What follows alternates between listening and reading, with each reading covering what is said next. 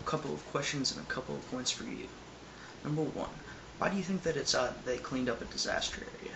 What do you think, that they should have just left the building to sit there demolished in perpetuity? Number two, have you read the NIST report? Because if you had, then you would know that they investigated tons of wreckage and steel from the buildings.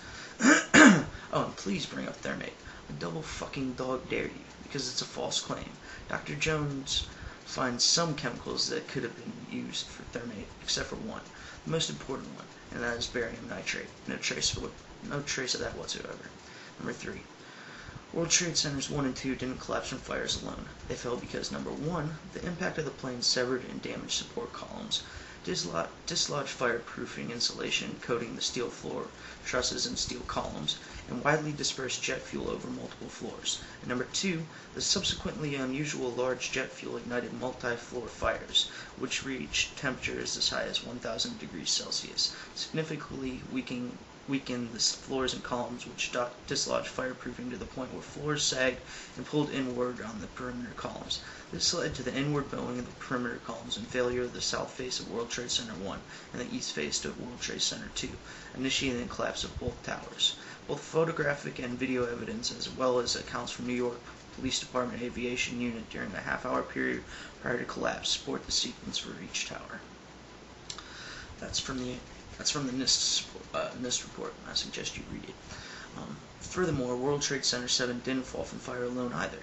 It fell because it had a 10-story gash on the south facade, extending a third of the way across the face of the building, and approximately a quarter of the way into the interior of the building, which was designed in such a way that each outer structure or column was responsible for supporting 2,000 square feet or 186 square meters of floor space. This, combined with the raging inferno, is what brought down the World Trade Center 7.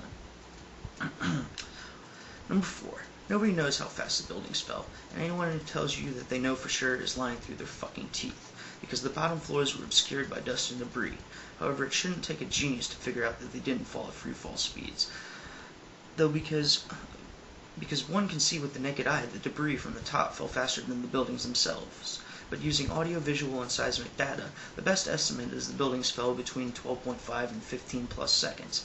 Now, unfortunately for your argument, the freefall speed for the World Trade Centers would have been 9.22 seconds, and that's in a vacuum. Number 5. Now, about the only thing that you said that isn't a complete bullshit is in regards to the BBC report supposedly of an advanced warning. First of all, I'll invite everyone to Google that and take a look at the video. One can tell just by looking at it that it's been spliced, because for some reason someone has digitally erased the time that is always in the lower right or lower left hand screen in a BBC News broadcast. But what's even more telling is that an XML file at the www.archive.org site was edited on 18th of February, which was coincidentally the day that the BBC 9/11 Conspiracy episode was broadcast, which was a scorching episode on the 9/11 truth movement. That file is associated with the actual downloadable file, 1 gigabyte file called v08591-16.mpg. But the 1 gigabyte file itself contains no timestamp or any other source identifying or authenticating the information. Now for my last point.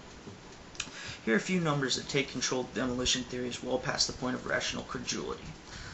The J.L. Hudson building in Detroit, Michigan is the tallest building ever raised, and it was 439 feet, or 26 stories.